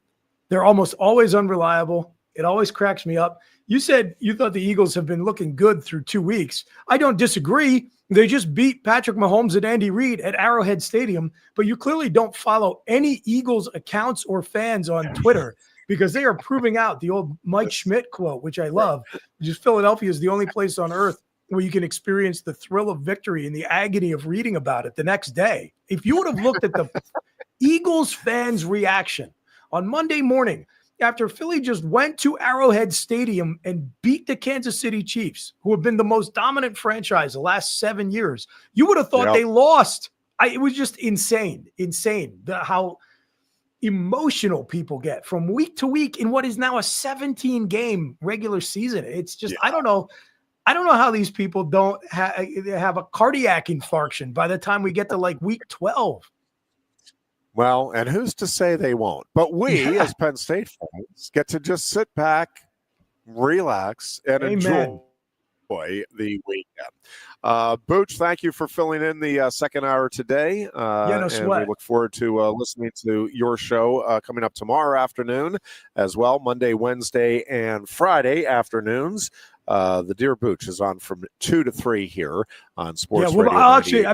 I'll be live with Jim Galante 2 to 4 downtown at Buffalo Wild Wings with Mike Villagrana from Happy Valley United. Yeah, we're kind of soft launching it this week. We're going to do that with home football Fridays now through the rest of the season, but we're just going to kind of get our sea legs this week while we're on the bye week. Super fun. Yes. Yeah, Thank people you can for check that mentioning out. that. Sorry, yes, we'll be mentioning that more on the morning show tomorrow as well. Folks, have a great weekend. Goon and I will be back on Tuesday, and we'll start to rev things up for the whiteout until Tuesday. Be good and be. No one likes making trips to the gas station. Well, Lion Country Kia can help. If you're tired of going to the gas station all the time, Lion Country Kia can help with the 2025 Kia Sportage Hybrid. Save now with 2.9% APR financing for up to 48 months. And get $500 Kia Finance bonus cash. There's 14 available that get 38 MPG combined. Say goodbye to all those pump visits. 2025 Kia Sportage Hybrids start at just $32,285. And be sure to check out the full Kia lineup too. And their selection of certified pre-owned Kias. Remember, every new Kia comes with a 10-year, 100,000-mile powertrain warranty. Ease that pain at the pump with a 38 MPG combined 2025 Kia Sportage Hybrid from Lion Country Kia, 1334 Drivable Street off Shiloh Road behind Sam's Club, State College. Warranty is a limited powertrain warranty. For details, see dealer or go to kia.com. If you love wings, if you love rings, and all kinds of other tempting things. Great times, great food, get to Quaker Steak Lube. Get our Best Wings USA, signature sauces, mouth-watering appetizers, or any of our delicious award-winning lube favorites. Great times, great food, get to Quaker Steak Lube. I'm the Modelo Recruiter, and I'm looking for fans with good hands and great speed. The ones who stay focused and never miss a play. They go the distance on game day, even when their team is away. I'm always watching, always looking to reward more full-time fans. Because football isn't really football without you. A lot has changed about State College. One thing that hasn't is W.C. Clark's Coffee Roasters on 234 East Calder Way. 30 different varieties of specialty coffee beans sourced from over 25 countries and roasted with love each morning in Happy Valley for over 45 years. They'll ship their fresh roasted coffee from their doorstep to yours. Order online at statecollegecoffee.com. That's statecollegecoffee.com. Hi, welcome to Timberland Federal Credit Union, a financial cooperative for its members, tracing all the way back to 1973. Experience Timberland Federal Credit Union, where you're greeted with a smile and financial solutions are tailored to your unique life journey. Here, we're not just financial professionals, we're your neighbors, people invested in your financial needs, literacy, and empowerment. Your dreams matter to us, whether they're about buying a home, growing a nest egg, or embarking on new adventures. TFCU draws from the past and invests in the future, offering modern tools like online banking to give you the freedom to manage your money practically anytime. Additionally, we're passionate about giving back both time and resources because enhancing our community is at the core of why we're here.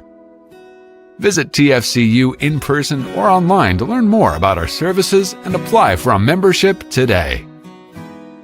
WFXS, once again, the Fox, your sports radio. Broadcasting live, loud and proud from Central PA's Sports Authority, WFXS America. 98.7, the Fox State College, the Goon